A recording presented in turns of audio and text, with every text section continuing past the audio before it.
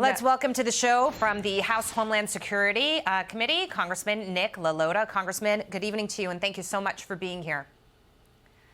Good evening. Happy to be on. If we can go ahead and dig into this, obviously one of the things we're waiting for, and this may unfold in the coming days, weeks, or months, is what Teixeira's motive was specifically here. Reports indicate that he was trying to impress a group of friends that he had become very close with, and that he put these documents out there to that limited group of people, and possibly it was one of those people who then spread those documents wider. Either way, it's a major breach. How do you think this is going to be handled if there are multiple people involved? And also, do you think that the burden lies on the people who actually leaked as much as it does for the government allowing this kind of access? Because that's sort of been a debate we've been hearing about.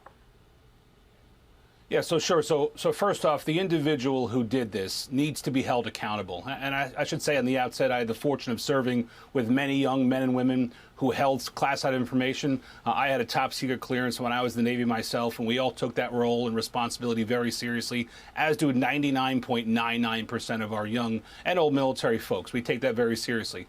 For an individual like this, who messed up, who broke his oath, who didn't have the accountability that his job required, he should be held very accountable.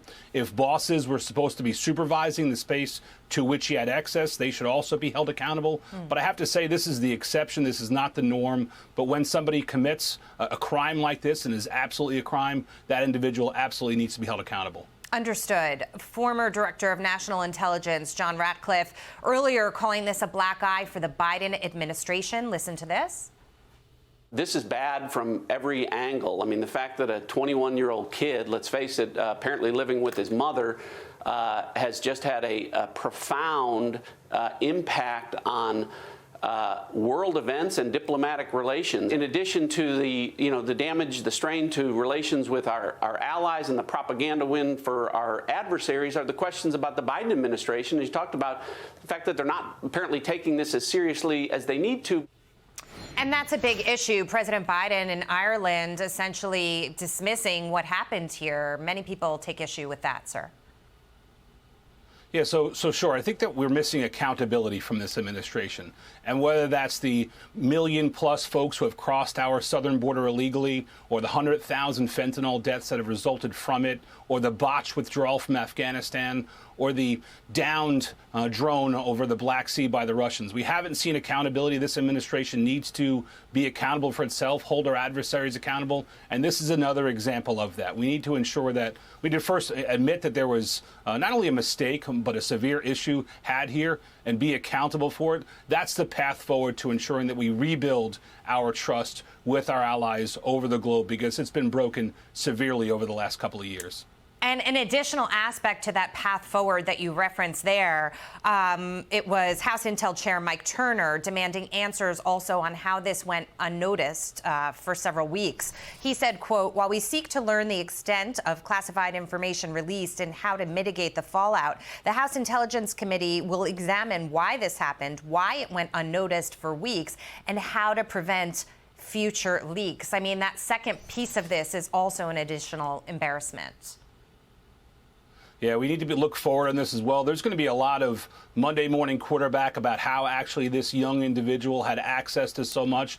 I saw the former defense secretary on earlier, and he was speaking about this individual, yes, having clearance, but he did not need to know the things that he leaked. There's going to be a lot of looking back to ensure that we have going forward the right policies so that folks who have access to the information and who put their hands on it truly have a need to know, and where there is not a need to know, those individuals ought not to have the access to it.